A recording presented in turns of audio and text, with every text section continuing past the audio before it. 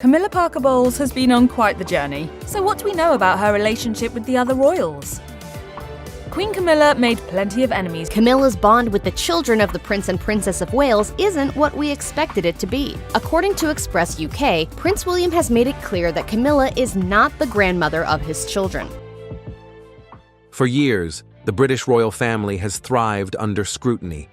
From dramatic interviews and turbulent family rifts to globally celebrated weddings, the public has always had something to watch, dissect, or admire. But while some royals basked in attention or stumbled under its weight, one figure remained curiously quiet. Queen Elizabeth II's youngest son, Prince Edward, carved a path outside the noise, calm, loyal, and largely invisible. No tabloids chasing scandals, no salacious headlines, just service and silence. That silence, however, didn't last forever. One phrase changed everything. Just 5 words from a man who'd spent a lifetime in the shadows. I tried to warn her. Suddenly, eyes turned toward the prince they had long ignored. Why speak now? Who was he talking about? What warning had gone unheard? Speculation exploded. Social media boiled over. Journalists scrambled to piece together clues. The spotlight Edward had long eluded now found him. The irony? He hadn't sought it. He never did. But this time, his quiet voice reverberated louder than anyone expected. The forgotten son in a loud family. Until recently, most royal watchers assumed Queen Elizabeth had just 3 children who frequently captured public attention: Charles, Anne, and Andrew. They were the faces of royal duty, controversy, and decades of dramatic headlines. Meanwhile, Edward was present, but often overlooked. His name rarely appeared in news cycles. He fulfilled his duties with consistency, but never became a central character in the royal drama. The quiet 4th child simply existed behind the scenes. But Edward's recent statement, subtle yet sharp, shifted the narrative. That brief, cryptic remark was enough to reframe how people viewed his decades of discretion. It seemed to hint at regret, foresight, or perhaps both. People began connecting the dots, revisiting past interviews, scanning old quotes, and searching for hidden meanings. For the first time in decades, Prince Edward had everyone's attention. The strongest speculation: Meghan Markle. Ever since Prince Harry and Meghan Markle's royal exit in 2020, tensions within the monarchy had been palpable. From the tell-all Oprah interview to public criticisms of royal treatment, almost unsurvivable sounds like there was a breaking point. Meghan Markle and Prince Harry are ready to tell all. The Sussexes had become a lightning rod for both sympathy and outrage. In the midst of all this, Edward's past comments suddenly sounded different. Once seen as polite or diplomatic, they now carried weight. Subtext: a hint of warning beneath the surface. In one earlier interview, Edward had described Harry and Meghan's situation as very sad. He acknowledged how complicated family dynamics could be, especially under a public microscope. He expressed sympathy, even wished them well, but the tone hinted at concern, perhaps even disappointment. And yet, he never condemned them. When the couple named their daughter Lilibet, a deeply personal nickname of the Queen, Edward publicly congratulated them. Still, tension simmered. Some insiders whispered that the royal household wasn't fully comfortable with the choice, even if no one openly objected. Prince Edward seemed to be navigating that line between public support and quiet disapproval. What really stood out was his understanding of pressure. He once reflected on the weight of the spotlight, suggesting that every royal faces it differently. Some survive it.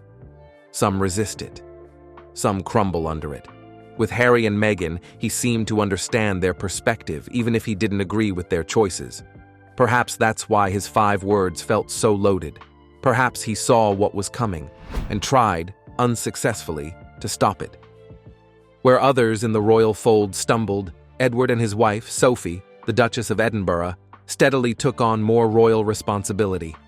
With Prince Andrew disgraced and Harry and Meghan gone, the working royal roster thinned. Edward stepped up, not with fanfare but with purpose. He and Sophie began to appear more frequently at events and official functions. After Prince Philip's passing, they were among the first to speak to the media. They grieved publicly but gracefully. Their condolences and their good wishes and kind words about his father and to the rest of the family who are now in a period of mourning. Their image, long unremarkable, began to evolve. They weren't flashy or controversial, but reliable, measured, and dependable. In time, they were dubbed the monarchy's new ambassadors. And yet, even with this rising prominence, Edward didn't stir controversy. He didn't give long interviews or cryptic social posts. His strategy remained consistent: quiet service. That made his sudden moment of honesty all the more shocking. What exactly had he tried to warn Meghan about? The institution, the press, the loss of privacy? Or was it something deeper, an insight into the royal family's inner workings, its invisible codes, and its generational rigidity? Whatever it was, those 5 words cracked open a mystery no one expected from such a reserved figure. The past now became relevant again. While the rest of the world speculated about warnings and rifts, Buckingham Palace made an announcement that added even more layers to Edward's evolving story. On his 59th birthday in 2023, King Charles formally granted him the long-anticipated title Duke of Edinburgh. King Charles III is celebrating Prince Edward's birthday in a major way. The monarch marks his youngest brother turning 59 on March 10th by bestowing upon him the title of Duke of Edinburgh. It was a title filled with meaning. Prince Philip had held it for over 7 decades, and it had become synonymous with duty, legacy, and strength. Giving it to Edward was more than a formal act. It was symbolic, a quiet recognition of Edward's consistency, of the life he'd lived away from drama, grounded in duty, and marked by reliability. For years, the assumption had been that Edward would inherit the title, but time passed, speculation grew. When Philip passed and the title reverted to the crown, many wondered if Charles would withhold it. But ultimately, the promise made by both Queen Elizabeth and Prince Philip was honored. Edward finally received the dukedom. His wife, Sophie, became the Duchess of Edinburgh. Together, they were tasked with continuing Prince Philip's legacy, particularly through the Duke of Edinburgh Award, a program that had impacted youth globally. It was a natural fit. Edward had already been deeply involved in the award for decades. Now, the legacy became officially his to carry forward. The title was not just honorary. It connected Edward to a deep tradition. When Elizabeth married Philip in 1947, she became the Duchess of Edinburgh before ascending the throne. Now, decades later, Edward took that role forward into a new era. But there was something else, the choice Edward had made years ago to be different. Navigating tradition and modernity. Edward's ascent to Duke of Edinburgh was more than a title transfer. It symbolized a bridge between royal tradition and the rapidly changing world around the monarchy. He was a prince shaped by old-school values, yet increasingly aware of modern challenges. As the youngest child of Queen Elizabeth and Prince Philip, he had witnessed firsthand the evolution of the monarchy through decades of social upheaval, media transformation, and political shifts. Unlike some royals who either embraced or outright rejected the spotlight, Edward struck a middle ground. He understood the necessity of adapting without abandoning core values. His public appearances were measured but meaningful. His charity work focused on practical outcomes rather than mere visibility. His commitment to the Duke of Edinburgh Award exemplified this approach. The program encouraged young people worldwide to develop skills, confidence, and a sense of community. It wasn't glamorous, but it was impactful.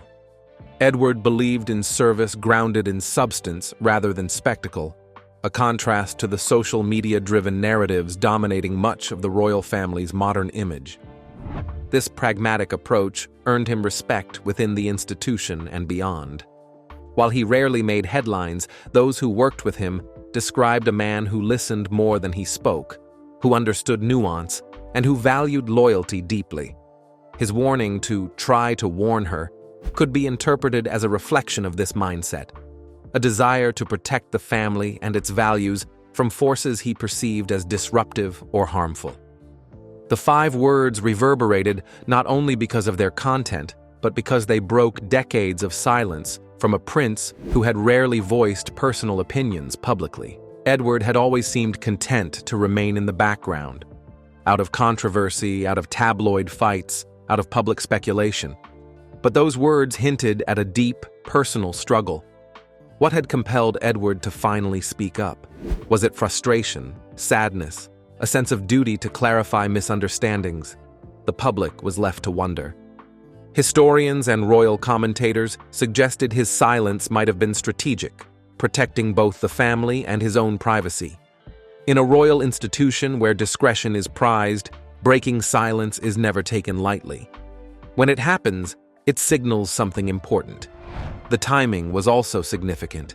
The monarchy was grappling with its identity in a post-Diana, post-Meghan era, a time of reflection, tension, and transformation. Edward's statement felt like a small but potent ripple in a larger narrative about what it means to be royal in the 21st century. Prince Edward's quiet emergence into public awareness coincided with a period of intense change for the British monarchy. Queen Elizabeth's reign, the longest in British history, was drawing to a close. King Charles was navigating his own challenges as monarch.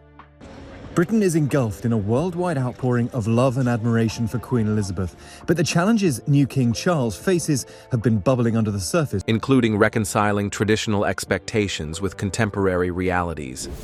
Meanwhile, the younger generation of royals, William, Kate, Harry, and Meghan, represented a new dynamic full of promise, conflict, and unpredictability. The rifts within the family had become public, from Harry and Meghan's departure to the explosive interviews and social media debates.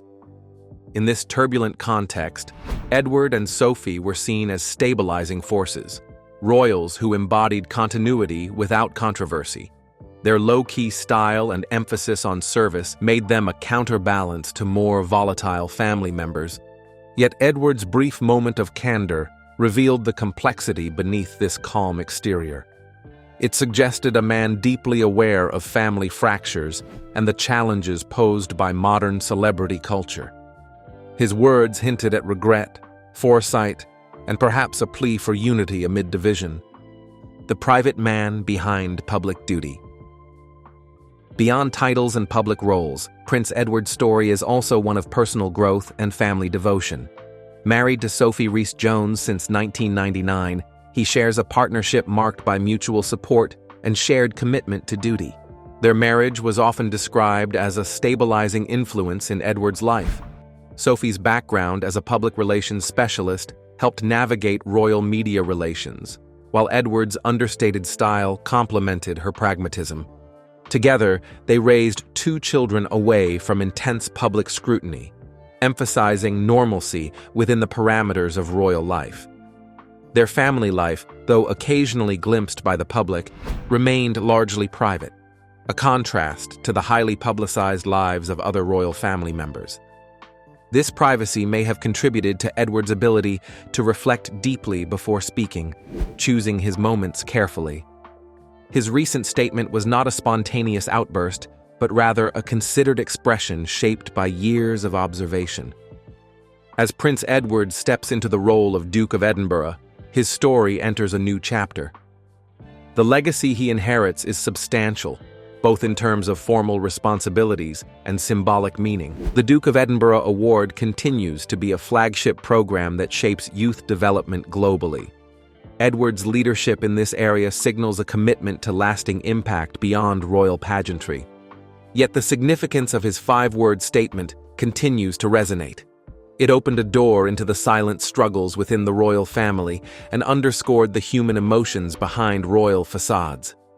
The question now is how Edward will navigate his expanded role amid a monarchy facing unprecedented scrutiny and calls for modernization. Will his measured approach help steady the institution? Can he balance tradition with the need for change? Whatever the future holds, Prince Edward's emergence from the shadows reminds us that even the quietest voices can carry profound weight, and that sometimes a few words can break a silence that has lasted a lifetime. The public reaction, shockwaves across media and society.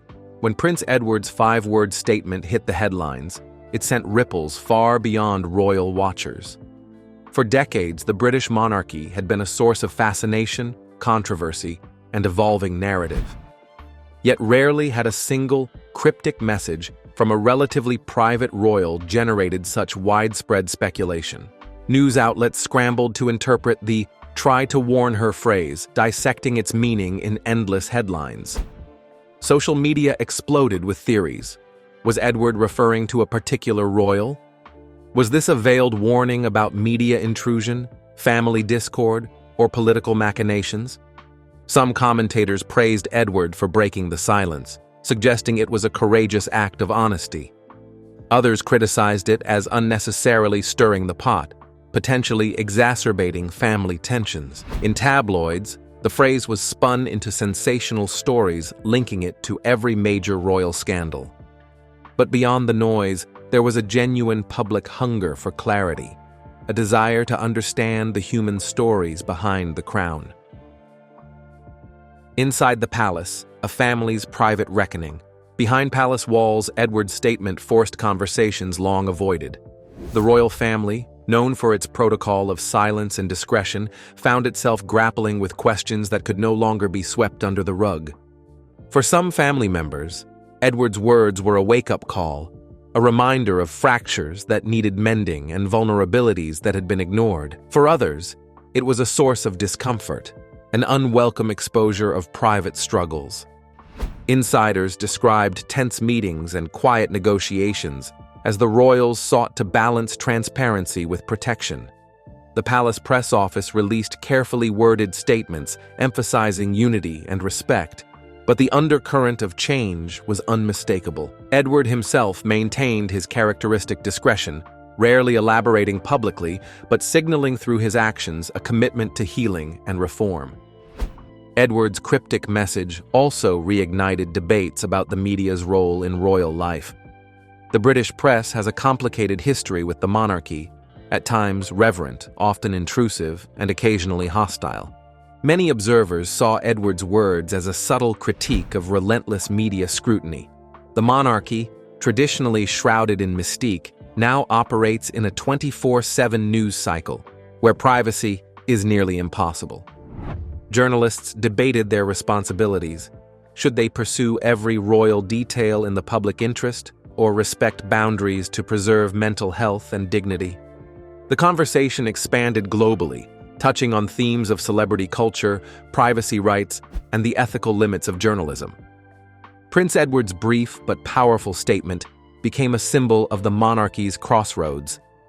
The institution that had long represented continuity and tradition was now visibly wrestling with its future. Younger generations within and outside the royal family pushed for modernization, greater openness, inclusivity, and relevance. Older generations emphasized stability, ceremony, and respect for history. Edward, positioned between these poles, embodied this tension. His words hinted at both caution and hope, a warning about pitfalls, but also a call to learn and grow. Royal experts suggested that Edward's message marked a subtle but important shift toward acknowledgement of flaws and willingness to engage with contemporary realities. The broader cultural impact. Beyond royal circles, Edward's statement resonated in broader cultural conversations. It sparked discussions about mental health, family dynamics, and the challenges of living in the public eye. In an era where social media exposes personal lives globally, the royal family's struggles became a metaphor for universal human experiences: fear, protection, vulnerability, and the search for understanding. Advocates for mental health and privacy rights cited Edward's words as a poignant reminder of the cost of silence and the value of speaking out. As the Duke of Edinburgh, Prince Edward now carries a mantle heavy with expectations. His role in preserving his father's legacy while navigating a changing world is critical. His measured approach, quiet, thoughtful, and service-oriented, offers a path that honors tradition but embraces necessary evolution. The royal family's future will depend on its ability to balance openness with discretion, to listen as well as lead, and to adapt without losing its essence. Edward's 5 words may have been brief, but their implications will echo for years, challenging the monarchy to confront its past and chart a course toward a resilient future. The public and private impact of Prince Edward's 5 words. When Prince Edward uttered those 5 seemingly simple words, "Try to warn her," the reverberations were felt not just within the walls of Buckingham Palace, but across the world. These words, brief yet loaded with meaning, opened a floodgate of questions, fears, and speculation about the British monarchy's future, its internal dynamics. The monarchy. I think the take of the British people is more important than mine. About 6 in 10 of Britons support the monarchy. And the complex relationship between the royals and the public. The phrase itself was ambiguous. On the surface, it appeared to be a cautious, perhaps protective directive. But protect whom? Warn her about what? And why now, after decades of royal protocol and silence? The mystery surrounding the phrase made it all the more potent, transforming those 5 words into a symbol of tension, vulnerability, and the urgent need for change. In the public sphere, the phrase sparked an outpouring of interest and debate. News organizations worldwide seized on the words as a breaking story. Analysts and commentators delved into the possible meanings, trying to decode whether Edward was speaking about his sister, a close family member, or even the institution itself. Royal correspondents speculated on whether the warning was about the media's relentless gaze, political threats, or internal family conflicts that had long simmered below the surface. Social media platforms exploded with theories, memes, and heated discussions. The public, increasingly hungry for transparency from an institution often criticized for opacity, saw Edward's statement as a rare glimpse into royal realities. Some hailed it as a moment of bravery, a royal family member breaking ranks to expose truths that had been buried or ignored. Others worried it might be reckless, potentially exacerbating tensions and making private struggles public fodder. The phrase ignited not just curiosity, but also a widespread cultural reflection on the monarchy's role in a modern society. For many, the monarchy symbolized continuity, stability, and tradition. Yet, Edward's words revealed an undercurrent of fragility and discord, reminding the world that behind the pomp and ceremony, these were human beings dealing with complex emotional and political challenges. Behind the curtain, family, media, and the future of the monarchy. Inside Buckingham Palace, Edward's statement triggered a complex cascade of reactions. The royal family, accustomed to managing its image with strict discipline, was faced with a situation that defied usual control. The phrase, "try to warn her," was not just a cryptic message to the public, it was a call to action within the family itself. Those closest to Edward saw the statement as a call for awareness, a plea to recognize underlying issues that had been festering in silence. Conversations, which had often been avoided or muted, now had to be confronted. This included discussions about the intense scrutiny the family faced, the pressures placed on individual members, and the ways in which tradition both protected and constrained them. Senior royals were reportedly caught between frustration and concern. On one hand, there was a desire to maintain unity and avoid airing grievances publicly. On the other, there was recognition that the status quo was unsustainable. The family was navigating an era where younger generations demanded greater openness and authenticity, while older members clung to protocols that had defined royal life for centuries. Edward's own role became a focal point. Often perceived as the quieter, less flamboyant royal, he emerged in this moment as a figure of measured but significant influence. His words, though few, carried weight, suggesting not only a protective instinct but also a willingness to engage with difficult truths. At the same time, the media's role in this unfolding drama was both crucial and contentious. The British press, historically ambivalent toward the monarchy, has long walked a fine line between reverence and intrusion. The relentless tabloid coverage, paparazzi attention, and speculative stories have often taken a toll on the mental health and privacy of royal family members. Edward's phrase was interpreted by some as a subtle rebuke to this invasive scrutiny. It highlighted the tension between public interest and personal boundaries, a conflict increasingly relevant in today's hyper-connected world. Journalists and media ethicists debated the balance between reporting truth and respecting dignity. The phrase sparked renewed calls for responsible journalism, with some arguing that the press should recognize the humanity behind the headlines, while others maintained that transparency was essential to holding powerful institutions accountable. Beyond the immediate royal context, Edward's message resonated on a broader cultural level. It touched on universal themes of communication, protection, and the difficulties of navigating relationships under pressure. The idea of trying to warn someone, to prepare them for potential challenges or harm, is something many people relate to, regardless of their status. This broader resonance helped transform the phrase into a symbol of the need for empathy and understanding in all spheres of life: family, public, and private. Looking ahead, the monarchy stands at a crossroads. Edward's statement serves as a reminder that tradition alone cannot sustain an institution in a rapidly changing world. It underscores the importance of adaptation, dialogue, and acknowledging imperfections.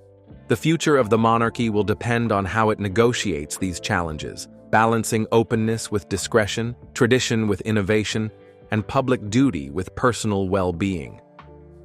Prince Edward, with his unique position bridging generations and perspectives, may well be a key figure in guiding this transition.